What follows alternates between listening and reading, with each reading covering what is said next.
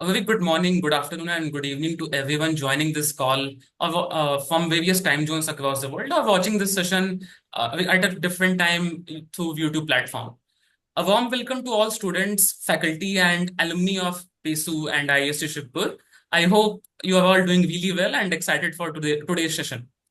I am Sachin Rai, an alumnus of the Department of Civil Engineering of the batch of 2022, currently based in Delhi. I'm delighted to host this session, particularly focusing on journey from Shibpur to academia, alumni insights from the 2000-2009 decade. This event is organized by the IIST Shibpur Alumni Networking Initiatives Higher Education SIG in association with GAABESU. Before we begin, a quick note on interactivity. So for the audience, please feel free to share your questions in Zoom chat at any time. And at the end, we have a specific Q&A sections where I'll be selecting some questions and I'll be asking those questions to our panelists. We want this session to be extremely engaging, so don't hesitate to post your questions and participate through the chat. All our speakers are extremely accomplished alumni. And to save time, we'll actually give some brief introduction, but their institute websites and LinkedIn profiles will be in the video description for the direct contact. So before we dive into the panel discussion, I would like to acknowledge a special guest with us today.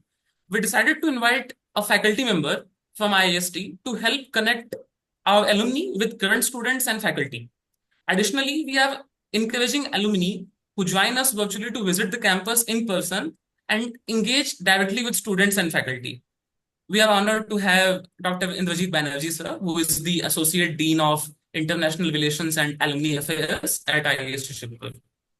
Dr. Banerjee has been instrumental in strengthening the global connections of our institute and fostering alumni engagement. Dr. Banerjee received his master's and a PhD from IIST Shibpur. Dr. Banerjee, thank you so much for joining us. I would like to invite you to share a few opening remarks. Thank you. Am I audible? Yes, sir. Hello. Okay. Good morning to everyone and good evening to everyone.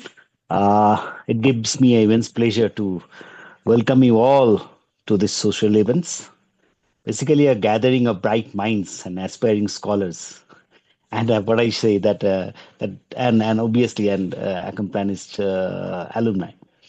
Today, as we are reflecting on the journey of our alumni for a decade 2000 to 2009, right? We celebrate not just their achievements, but also the spirit of Shibpur that shaped their paths, right? And IISc Shibpur has always been a more than just an institution. It is, I can say, it is a place where the ideas can take flights, where curiosity meets the knowledge, and where the dreams find directions, right? Our alumni from this remarkable decades have carried this spirit forward and making their marks in the academics in both in India as well as in across all over the globe. Now we find our alumni not only in India but also in US, in Canada, in other Germany. So why not? And their journey from the classroom and labs of Shibpur to the prestigious universities and research institutions all worldwide speaks the volume of their dedication, perseverance, and the passions for learning. Today, as we hear their stories, we find the lesson for hard work, resilience, and the importance of saying truth to one's goals. Their insights will offer invaluable guidance to the students, inspiring to pursue higher studies and to achieve the faculty positions. Right. I urge you to all to engage, ask questions, and draw inspiration from their experience. Uh, Although myself is also is a faculty, and I also studied from this institution, and I also joined in this particular institution. I can share my idea to you that in India, what we are actually looking for. Say, for example, in IIST Shibpur, if you would like to apply as a faculty position, what we are looking for three things. I can say first is the uh, proper peer-reviewed publications in conference as well as in journals, SCI quality journals. And second thing is patents. We are looking for the students with proper patents. Definitely, if it is a published or if it is granted, it is well, and if it's a marketable. And also, we are looking for the projects. Nowadays, you understood that in India as well, also the government are sinking their budgets for development and equipments funds. So we are also looking for the faculties, though, who can bring the projects for uh, connecting the developing the equipment fund and all. So okay, so that's my what's from India from my side. So to our alumni, thank you all for staying connected and for sharing your journey with us. You continue to make us proud and aspiring the next generation of Shibpurian. Let's make this session a meaningful for exchange the ideas of and aspirations together. We continue to strengthen this bond between the Shibpurian past, present, and future. Thank you. Thank you very much, Dr. Banerjee, for those encouraging words and for your support to the event. We truly appreciate you being here with us. Thank you. Now, it's my privilege to introduce our esteemed panelists for today. All three are proud IIST Shibpur alumni from the 2000 to 2009 batch decade, and each has carved out a remarkable path in academia. First and foremost, I'm going to introduce Dr. Ashirbani Shahadi, who graduated from IIST Shibpur in 2006 with a B in Electronics and Telecommunication Engineering. She went on to complete her MASc and PhD in Electrical and Computer Engineering at the University of Windsor in Canada, specializing in image processing and computer vision particularly. Today, Dr. Saha is an assistant professor in the Department of Oncology at McMaster University in Canada, where she holds a prestigious research chair position focusing on AI in healthcare, especially breast cancer analytics. She's a driving innovation at the intersection of engineering and medicine. She is also serving as GAABESU Research Award Reviewing Committee member. Uh, Ashirbani, thank you so much for joining us here. I would like to ask you a fond memory of your college days. Oh, thanks very much, Rajendra, for that nice introduction. And I want to thank GAABESU office for having me here and for giving me an opportunity to talk with the students. Now, I will answer your question. There are many fond memories, actually, but my most fond memory is of Rebecca. And I started going to Rebecca not as a student of IIST Shibpur, but I started going there with my father, who happens to be an alumnus of our institution as well from 1972 civil engineering. And I used to go to Rebecca and enjoy it every time. It reminded me of the fun times that I had with my father over there. And then when I was a student, it was even more fun because I got to spend 4 days and 4 nights enjoying with all people and cherishing the cultural activities that took place in Rebecca. Thank you. Thank you, Ashirbani, for sharing that lovely memory. And it's always great to hear how people who have studied at Shibpur have bonds even prior to studying at Shibpur. Right. So now I'll be introducing Dr. Atul Jain, who earned his B in Mechanical Engineering from IIST Shibpur in 2017. He further pursued advanced studies and obtained his PhD with research experiences spanning institutions like IIT Kanpur and universities in Europe, such as TU Eindhoven and KU Leuven. Dr. Jain is currently an assistant professor in the Department of Mechanical Engineering at the IIT Kharagpur. His expertise lies in mechanical design and composite materials, and he has international research experience, including stints in the US and Europe before returning to academia in India. Dr. Jain supervised a fourth-year student of Mechanical Engineering Department who recently won GAABESU Research Award in 24-25. Welcome, Atulda. Great to have you with us. And as a quick icebreaker, I just want to ask you that is there any particular experience at Shibpur that inspired you to pursue a career in research and academia?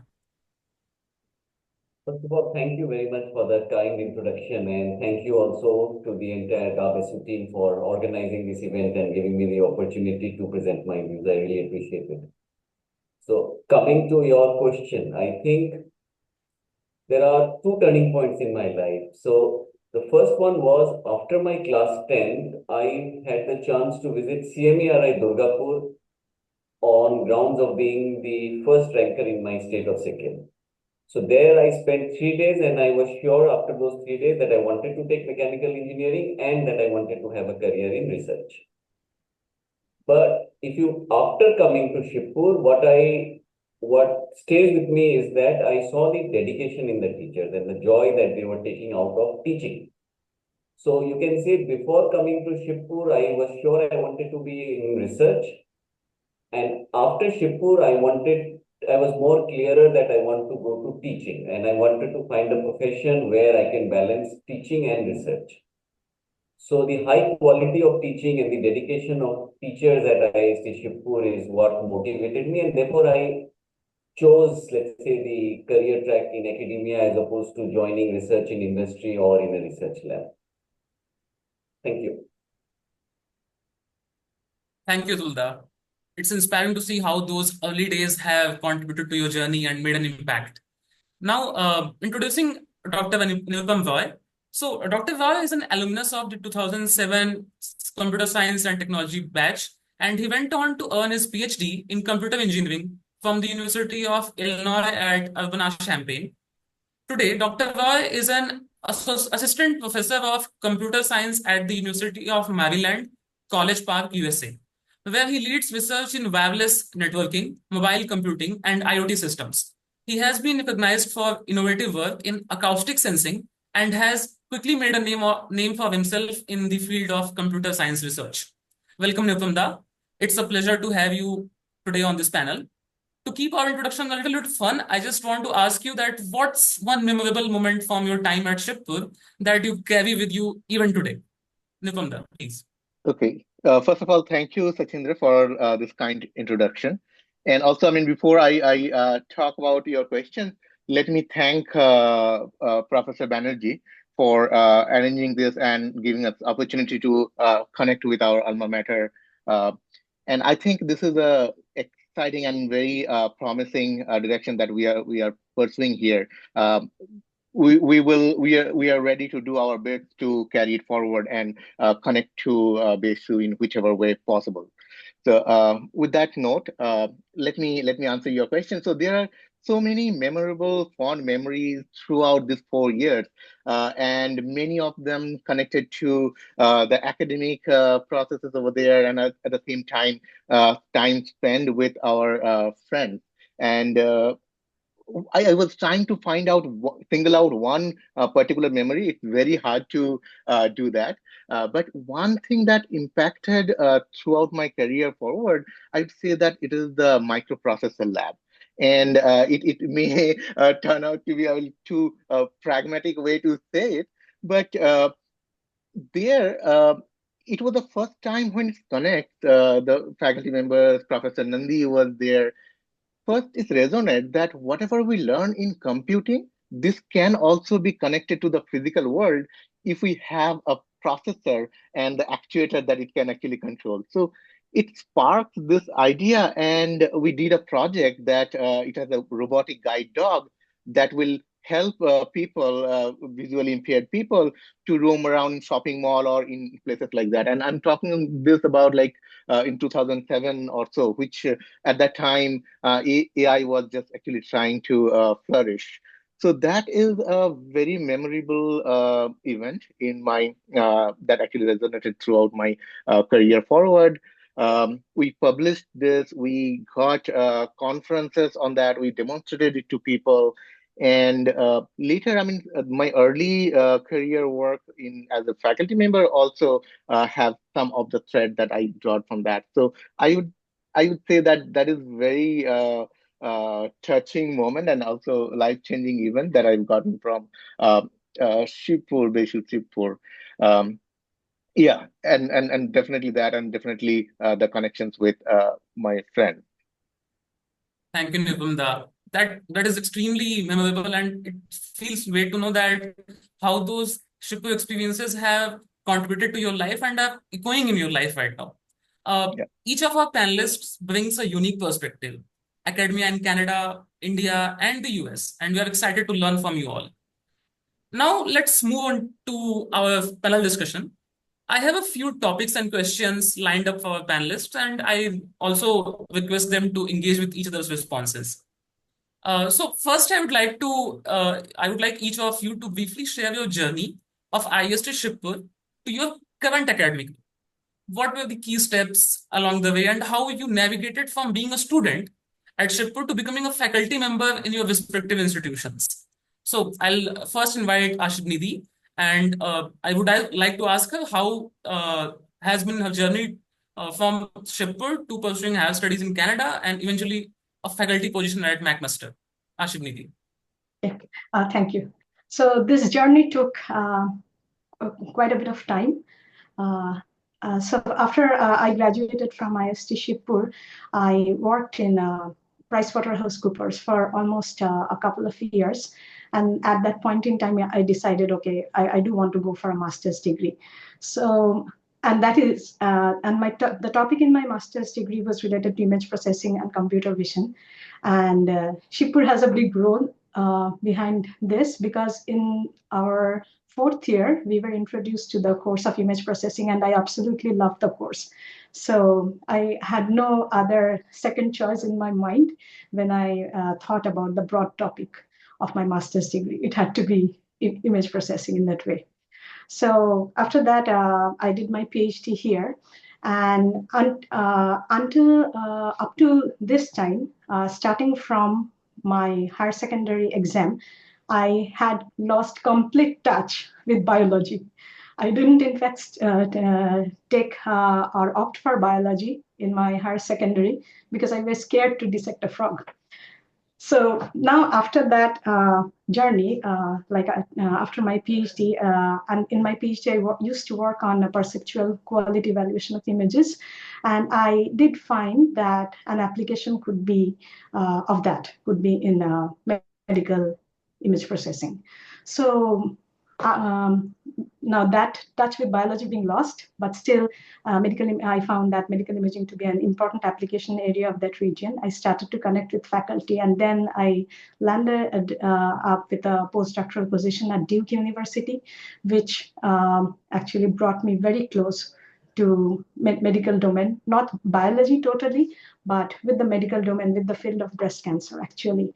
And I think where I'm standing now has to do a lot with the postdoctoral training that I had at Duke. So after that training at Duke, I had another postdoctoral training at Unity Health Toronto, which was under a neurosurgeon and a computer scientist from U of T and Toronto Metropolitan University here. And after that, this position at McMaster opened. I applied for it, and they found that I'm a good fit for the type of person they're looking for. And that's how I ended up in my current position. Thank you.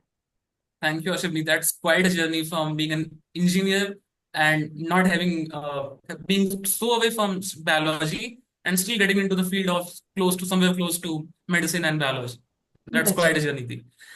So yeah, now I'll be requesting Atulda, and I would like to ask him that how how has his been journey and what has influenced his decisions along the way, and the institutions that he has been through, and eventually the decision to come back to India at IIT Kharagpur. Atulda, please. Okay, thank you. So my journey is that right after BTech, I opted for a master's degree at IIT Kanpur. I was very much interested in mechanics of solids, but IIT Kanpur was the first institute to give me an offer, and at that time, I just thought the first institute which gives me the offer, I should take. So I went to IIT Kanpur for specializing in aerostructures, and after that, after my MTech, I actually applied for placement and I got a job in Quest Software. So Quest Software, and this is, keep in mind, this is the time of the economic downturn in 2008-9. So Quest recruited us, but they said that they would delay our job joining by 6 months at least. In that 6 months, rather than sitting at home, I took up a teaching stint at the Sikkim Manipal Institute of Technology. And I taught there for 2-3 months. I had a really great time teaching. And as luck would have it, Quest said that now we have some big project. So instead of 6 months, you can join us in 2 weeks' time. So I left my teaching stint at SMIT and I went to Quest. But at Quest, I was missing those teaching days. I was missing academia. I was missing the learning and teaching, interacting with students, etc. So after 8 to 9 months at Quest, I decided that I don't want to work in the service industry. And then I started applying for PhD everywhere. My strategy was that I would prepare for GRE and build up my profile for an admission into North America. In the meantime, I also applied to European universities. So I got two offers, one from the University of Limerick and the other at Cailloux Leuven. Cailloux Leuven being more prestigious, it was a 4-year course as opposed to 3 years at Limerick. So I picked that up. My PhD was in direct collaboration with Siemens Industry Software. So actually, I was an employee of Siemens Industry Software while pursuing my PhD. We worked on fatigue of short fiber composites, and I'm very happy that the software that Siemens Industry Software sells, one of the modules was built by me during my PhD. And in the middle of the PhD, I was sure that I want to come back. My goal was still the same. I want to be in teaching and research. So towards the end of my PhD, I started looking for a postdoctoral position. I got one at the University of Southern California, where I worked on a NASA-sponsored project on high-temperature thermosets and on how to recycle and reuse composites. So there my supervisor, Professor Stephen Nutt, he had a very big influence on how I conduct myself, how I think about teaching, how I think about research, etc. 16 months of postdoc later, I applied to, I think, 4 or 5 different IITs. My strategy was that there are 23 IITs. I will apply to, I think at that time there were 15 IITs. So I thought that I'll apply to 5 at a time. So I'll apply in 3 phases. So in the first phase, I applied to Roorkee, Kharagpur, I don't remember, Indore, etc. So out of that, I managed to convert 2 or 3. And then of the different offers that I got, of the different visions that I could see, IIT Kharagpur seemed to be the best. So from 2016, I joined IIT Kharagpur. Yeah, that's about it. Thank you. You are muted, Sachindra. You are muted, Sachindra. Yeah. Thank you, Tulda, for letting us know about your journey. And it's quite interesting I didn't know that there is an option that you can do corporate sponsored PhD, where you are an employee of an organization and you're also pursuing your PhD simultaneously. That's quite an impressive journey, Da. Thank you for that interesting story. So yeah, I'll be moving ahead and asking Nupam Da to share his journey and how he went from Shibpur to a PhD in the US and now a faculty position at a major American university. And what were the key milestones in your journey and what drove you towards a career in the academia? Nupam, please. All right. So I will try to say things that you will not find in my CV. So some background stories, kind of.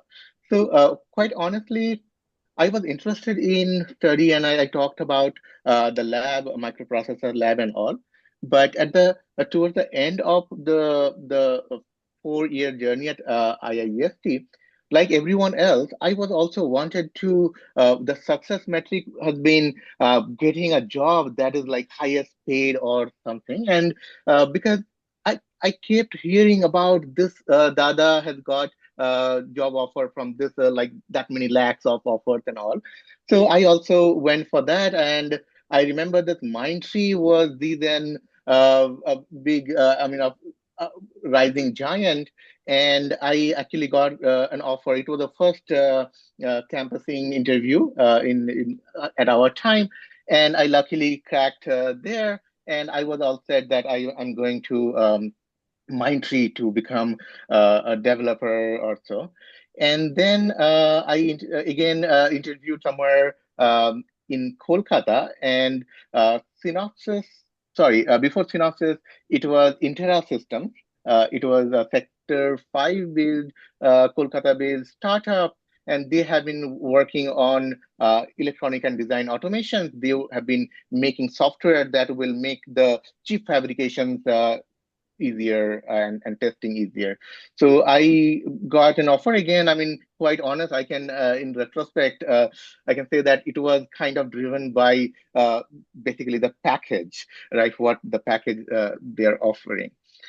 And after I started working, and then the meaning of job satisfaction and connections with your own real what you want to do in your life, that started getting shape, where I was working in Intrasystems. It was very research oriented startup. They wanted to develop new techniques to do cheap fabrications and cheap like testing easier.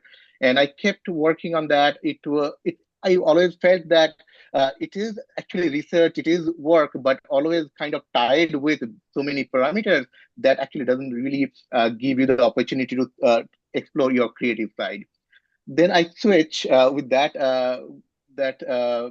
bug in my mind. I switched to Synopsys R&D, and that was more focused on research and development in the same area, electronic and design automations. It was a Bangalore-based company.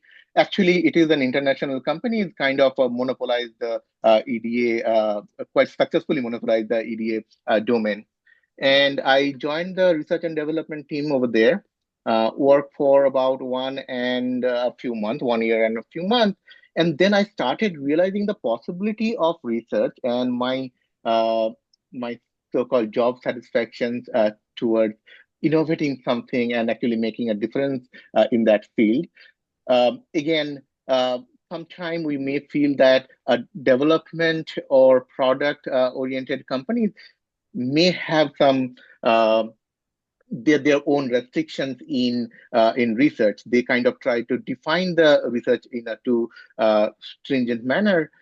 And I thought that, okay, fine, I think I should do the higher study and try and explore academia as a faculty member. And someone told me at the time, I met interesting people, and someone says that maybe success in life is doing whatever you want to do and get paid for that. And it felt like academia and being a faculty member, being able to do research is actually a right balance, like Atul also mentioned, that is the right balance between these two. And then I started preparing for GRE and all. And I remember that I have been working in Synopsys. On my way, I skip my breakfast. I will study a little bit before I go to office. I was late for the first meeting in Synopsys. On my way to the office, I used to have my headphones preparing for GRE and all. I mean, listening to that, and that has been quite a bit of interesting preparation struggle, if you will.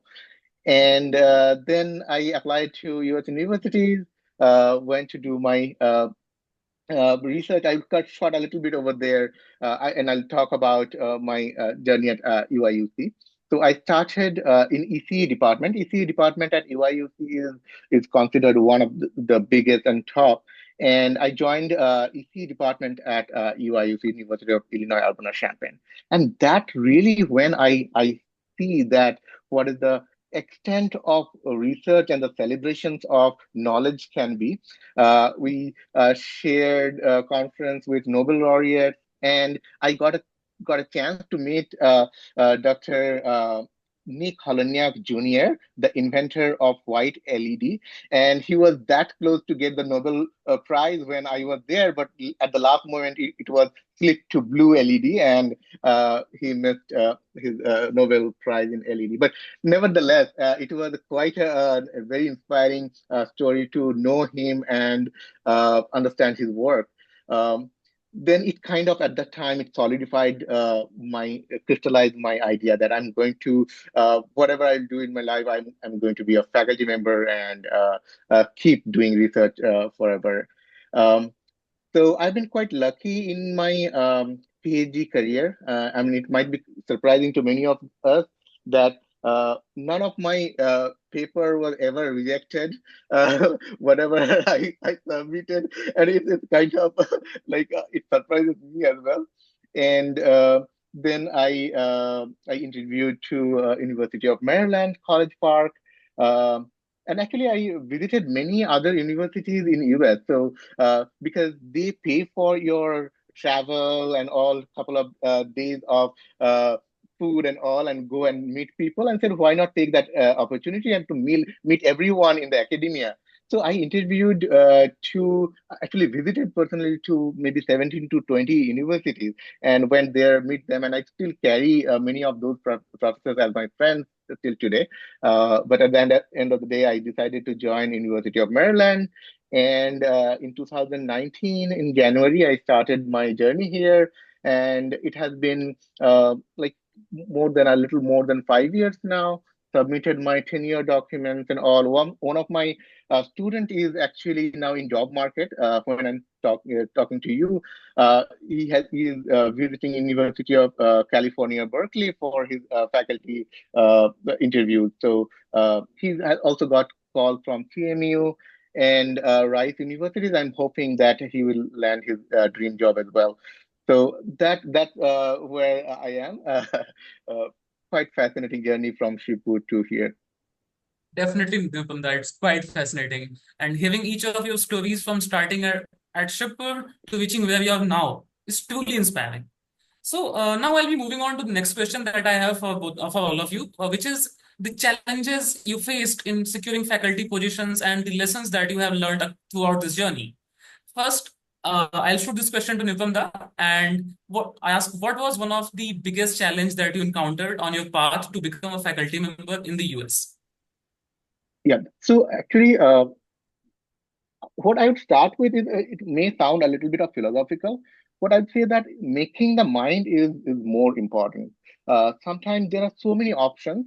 We are living in the age of options and diversities in different opportunities. So sometimes knowing what we really want is got murky with opinions of others and all. So the quickly we can get to that point that that's what I want to do in my life and that my satisfaction lies in, and then optimizing it for the other requirements and all. That is the key point. Once you make your mind like that's what I'm going to do. It also true in terms of research, in terms of our career selections and so on. That has been the in my mind can be quite a bit of challenging thing. And the second most important thing is that knowing when you're doing research and being successful in research is being at least 5 to 6 years ahead of the time. When you're starting your PhD journey, you do not really know that how the research field is going to look like when you are going to get the degree and what you want to do afterwards. So having a clear idea about the trend, the research, and the future need, that will keep you one step ahead from other than following the main road where everyone is actually going. So following the trail might not help in research. You need to be creative from the very beginning. And it's like I'm talking about the creativity in thinking a few years ahead. Of course, you will get a chance to change your ideas over the 4 to 5 years of journey of your PhD, but always you need to have that much of maturity to think a little bit ahead of time. So those are, in my mind, more challenging thing. Other than that, uh, a dedication following a process can always give a fantastic research experience in your PhD and all. And the third thing that I feel in retrospect is more important. And when I interview lots of people for my group and maybe for academia professorship, what I feel is that research communication, that is quintessential in this field. You should be able to deliver the excitement that you had while you have created, trying to create something, and you should be able to communicate to the funding agencies, to the interviewers, to the students. You need to excite the student to get to some work and spend day and night, like make their dreams. So I feel that it's so important to learn, and unfortunately, not in US or not in India, we do not have a specific stream that actually teaches student how to communicate research better. So that those are the three things in my mind that is needed other than the process of doing research. Absolutely, the creativity and communication go a long way. Now, I'll ask the same question to Ashirbani, and which is what's the biggest challenge that you have faced in your journey to become a faculty member in Canada? Ashirbani, please. So there were many challenges. So, and I really cannot pinpoint one as more challenging than the other, but I'll talk about a few of them. First of all, securing a faculty position in Canada is not easy because as compared to US, we have fewer number of universities. So not positions are advertised quite often as in US. So that pool is kind of a bit restricted if you compare it to US. Secondly, given the way I was trained, like first image processing and computer vision, and then I started working with medical imaging, and then I added breast cancer as a vertical to my profile. I did want that all of those should make sense or should have a meaningful contribution in the next job position that I'll be holding. So that's what I would think aligns with the making of mind that Nirupam said, that I thought that, okay, this should be the must-haves in a job positions that I was looking for. And, so clearly I was looking for something very specific. And I'm fortunate that that type of a job position opened here at McMaster. So clearly this was a bit of luck on top of the hard work I put. So it was quite challenging to find a job that exactly fitted my profile. Okay. Then the second thing is that like securing research funding. So I work in an interdisciplinary area, and the research funding is not always easy to secure. So I have to keep at it. I have to keep working very hard in order to be able to secure funding. So this challenge will go on so long I am in academia. And there is another thing that is a contributory factor, and also I would refer back to what Nirupam said, and he said that you have to have an idea where the field is moving, like in the next 4 to 5 years. And if you look at AI healthcare, these fields, the dynamicity in these fields is very high. It's like you think that you would be doing something in the next couple of years and things get obsolete.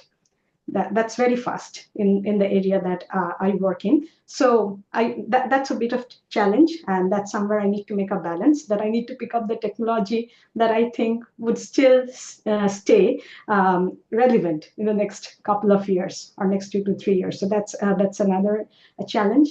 And the third thing, I won't consider it as a challenge, but I think that's a must-have for the position. In my position, I talk to experts with having background knowledge on different areas. Like within the Department of Oncology, you have different experts, like radiation oncology. His expertise is very different than someone who works in medical oncology, than someone who works in malignant hematology, than someone who works as a health research methodologist. So, and I work with different sets of experts. So I have to spend time to understand their minds and to understand how the tech that I know, or the tech that is being invented and that is being developed, would apply to their use cases. So this is not a challenge, but I consider this as the most fascinating part of my job.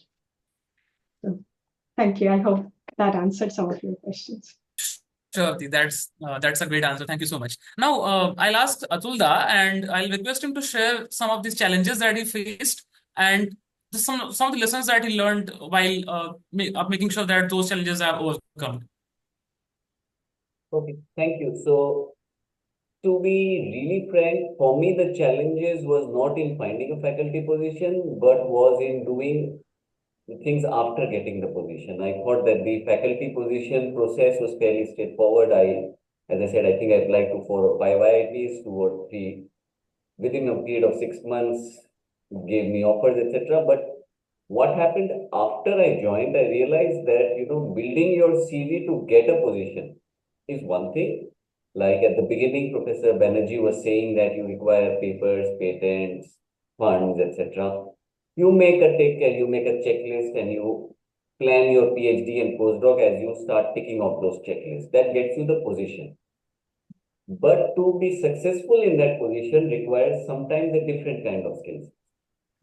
So for me, the challenge started after I joined as a faculty. And then my first 2 years at IIT Kharagpur I was very, very restless because I wanted to change things. I wanted to move at a rapid pace, but academia moves slowly. I mean, it's almost like I wanted to, do things overnight, which people have not done maybe in years. And that sort of immaturity, restlessness, or energy of youth, whatever you call it. So that was the biggest challenge. And then I was so much restless that 2 years into my IIT Kharagpur stint, I got an offer from the University of Edinburgh for a permanent lecturer position. So I actually quit IIT Kharagpur and I went to Edinburgh. But the director at that time at IIT Kharagpur was very nice, where he said that, Atul, you want to go to Edinburgh, but let me offer you extraordinary leave. That in case you don't like it, in the next 12 months, you can come back whenever you like. So when I went to Edinburgh, that gave me better perspective of what Indian academia actually provides and how being a faculty member in an Indian institute is perhaps better than at least a UK faculty member. With this perspective and better view of IIT Kharagpur, I quit my position at Edinburgh and then I joined IIT Kharagpur. And then now the things are much smoother. So for me, the biggest lesson is, I think, as I said, number one, skill set or things needed to get you a position and things needed for you to be successful in that position can be different. You have to work on both during your PhD and postdoc days. Number two, grass is always greener on the other side, or that is what we feel. But unless you go to both the places, you might not be able to make a proper decision. So I'm very glad that IIT Kharagpur actually gave me the extraordinary leave and they gave me a no questions asked offer to come back in the next 12 months whenever I want, because after that perspective, things really worked out for me. Yeah. Thank you, Atulda. And with that, I think a common thread that I'm hearing is that challenges are inevitable, but with determination and the right support, as Atulda received from director at IIT Kharagpur, we can overcome these challenges. Now, I'll be moving on to the next question, which is about higher studies aspirants. So, just want to ask all of you that uh, whether in India, the Canada, or the USA, or elsewhere, what are some advice that you would be providing to higher study aspirants who are currently are either young alumni or currently a student at Shibpur? Ashirbani, would like to go first? Okay, so there are many challenges actually when you are not at home, basically not in your home country. So you're quite detached from the environment and you come to a foreign country to study. So I think having a good support system is really essential for that. That's what I consider the most important thing, because after you come to study, once you get the opportunity, so your courses are going to be very demanding. Your supervisor will also require your good performance, your knowledge. So you have to balance out a lot of new things at the same time. So it's good to have good mental preparation when you come to a foreign country like this. I think this applies to any foreign country that you would go to study. The second thing is that nowadays the technology and the communication is much better. So I often see when new students, incoming students specifically, they try to connect with my older students through LinkedIn to get a better sense of the environment, a better sense of the supervisor, that is me, so that they can come and they can quickly blend in. So these are some homeworks that they come and do. But those 2 points that I talked about are after joining the university. But even before joining the university, of course, you need to find a supervisor, or you need to find a program that fits your profile better, and that fits your interest. But there's also one thing that might happen. That is, after you join and you start your research work, you might find that your research work is slightly deviating from the one you already planned for. So that might also happen, because research is subject to funding a number of times, and we might need to change projects depending on the funding sources. And depending also on the technology. This specifically applies to my area where technology is getting obsolete very quickly. So I might have to change your project once you land in, because some new tool was released by Meta. Okay. The other thing, all of this being said, I think I wanted to highlight at three important things. You need to have good resilience. You need to have critical thinking, and and I also want to second what Nirupam said, like, again, communication skills, and also want to highlight what Atul said, like having perspectives from two different points that helped him to decide better, right? So while you're doing all of it, you might find a friend who went into so and so university is doing better. So not to get distracted by that, stay focused on your work. Those are, I think, some important things you should have in mind when you come here. Thank you. You're muted, Sachin. Sorry. So great points.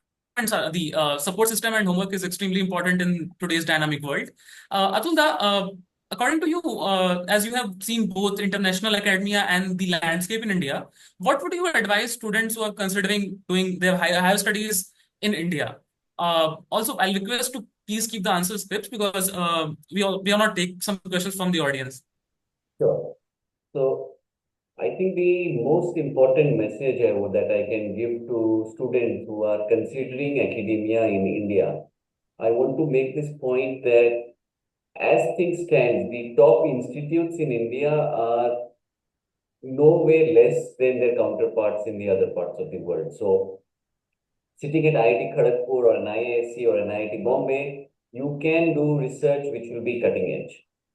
And there is no, so my advice, if I can give only one advice, is that if you are pursuing higher studies in India, you should not be thinking that maybe that is better, or if I was, let's say, in MIT, I would be doing more research, I would have more resources, because then there are other constraints there. So once you've made up your mind, go all in. And then I think you can come out with a very good PhD. And another important point is that doing a PhD in India gives you some very specific advantages after you join as a faculty position. Number one, your network is already ready. Number two, all the prestigious awards that are there, they will usually demand that show us the work done in India. So the Indian National Academy of Engineering, the INSI, etc., etc. So if you're doing PhD from one of the top places in India, and if you've got a faculty position in one of the better places in India, it is almost certain that you will get one of these awards.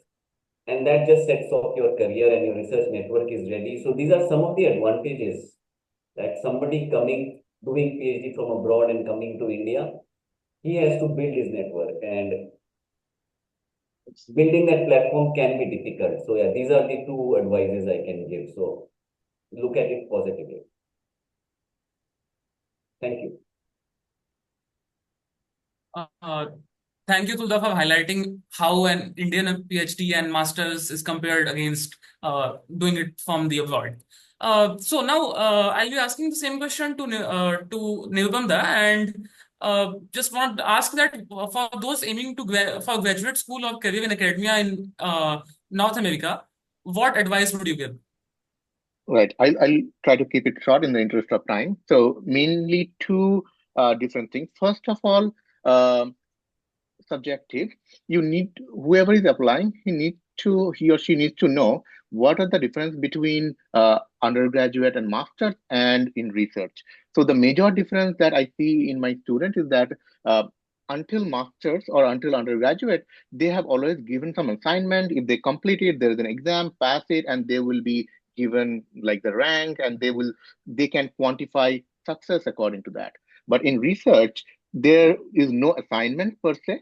There is only pursue of some ideas, and sometimes you and your advisor are on the same page in terms of like knowing and predicting how it's going to look like.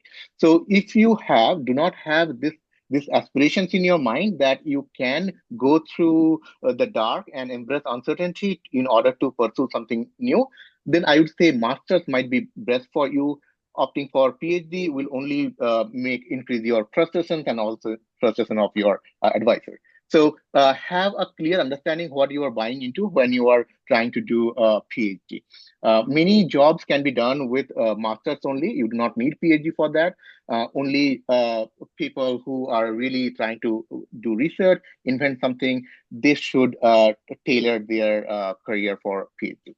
That is kind of counterintuitive advice for me. And the second thing is that I will quickly tell that how we select our students, me and other colleagues. So having publications is very important because we need to see whether the student, whatever resources they have made good use of them and actually have proved that they have this research mindset. And for that, having publications and publications not in random venues. If I see the publications are aligned with the publication venue that I select, it also resonates very quickly, and I try to interview that student. So that profile, having good publications is important. At the same time, I know that many of the faculty members offer only after doing a telephonic interview or online interview. So being able to convey and like articulate your research, that is quintessential. So I'll stop here. Uh, Conversation. I think there were golden statements which cannot be found anywhere else apart from this talk that we are having. Uh, in the interest of time, I'll ask one question, which is for the entire panel, which is looking for ahead. What trends do you foresee in global academic landscape, and how should emerging scholars shape them make a meaningful impact? I'll ask one single statement answer from all the panelists here before we close the session. Niva, go ahead. So I couldn't get the questions. Your voice was breaking. Is it now? I think so. Am I audible? Yeah, you're audible Yeah. now. So the question is, what trends do you foresee in the global academic landscape in future, in coming years? So I definitely see a tremendous advancement of AI and machine intelligence. So denying that, it is a big bandwagon. If we are not embracing towards that, it may be a little bit of off track. So I'm not saying that inventing in AI or ML is important, but be able to use this as a tool in your research can be a path forward, in particular in computer science. So in many ways, computing is being redefined with AI and learning-based methods. So be able to proficient in that field is important. But going forward in 2 to 3 years, only having passing knowledge in AI ML itself might not be enough.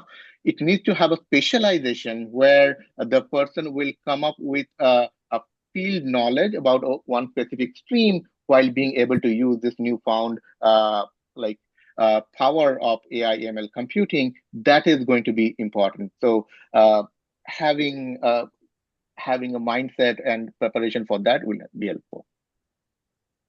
Thank you for that point, though. So, I have another question for Atul, da, which is a specific experience that made you that inspired you to pursue career in academia. Specific, I would say, I mean, in the beginning, we talked about the inspiration I got from the excellent teaching. And so two professors lecture, I remember very distinctly. So one was Professor Sujoy Mukherjee, who taught us mechanics in the first or the second semester. And perhaps that was the first time I really, really enjoyed engineering. And he was outstanding. I wanted to be a teacher like him. And the second person was again in my fifth semester, Design of Machine Elements, Professor Debashish Datta. He taught us in his first lecture the theories of failure, mesmerizing. And after his lecture, I was like, yes, I would like to go deeper into mechanics of solids. So I would say if you are asking for one specific, I would say Professor Debashish Datta's introductory lecture to Design of Machine Elements. Otherwise, I mean, these are the two teachers whom I really remember who inspired me. And then there was also Professor B.N. Datta who taught us fluid mechanics. He was also a sensational teacher. So there are many, many good teachers who inspired me. And when I attended their class, it was like, I want to be like them. So, yeah. Thank you. Thank you for that answer, da. One question to Ashirbani, I see in chat. Is about interdisciplinary research. So, how did your background at Shibpur influence your approach to tackling complex problems, Ashirbani? I think though I work in an interdisciplinary area, a lot of my work still focus on analyzing images. And the love for that started at Shibpur. So that's one element I still carry with me, though the technology now I use to analyze images is pretty different from the ones I used like in my PhD or in my master's or when we were at Shibpur. But I think that's the common thread, that is the connection. And the other question was that what's the most significant challenge, right? Was this about the challenge? Sorry, I think I missed that. The question was basically your Shibpur experiences and your interdisciplinary research. Do you think is there any correlation and connection? Yeah, so so I think I answered that. It's between the image processing that's the connecting factor. Yeah. Thank you, Dee. Thank you for that answer. So now we are coming to the close of this event, and as we wrap up, I want to thank our panelists, Dr. Ashirbani Shahadi, Dr. Atul Jain, and Dr. Anupam Vaida, for sharing your journeys, challenges, and wisdom. Your stories from Shibpur to academia have truly inspired us, and I'm sure our attendees have learned a lot today. A special thank you to Dr. Banerjee for his opening remarks and to the Institute's administration for supporting alumni-led initiatives.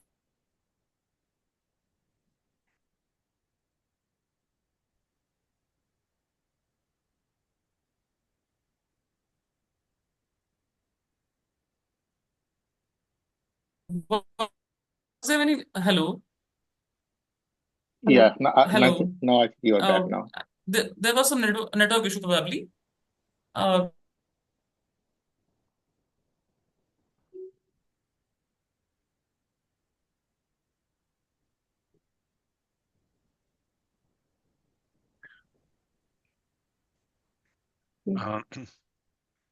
Shachindra, let me conclude it. I think there's some problem here.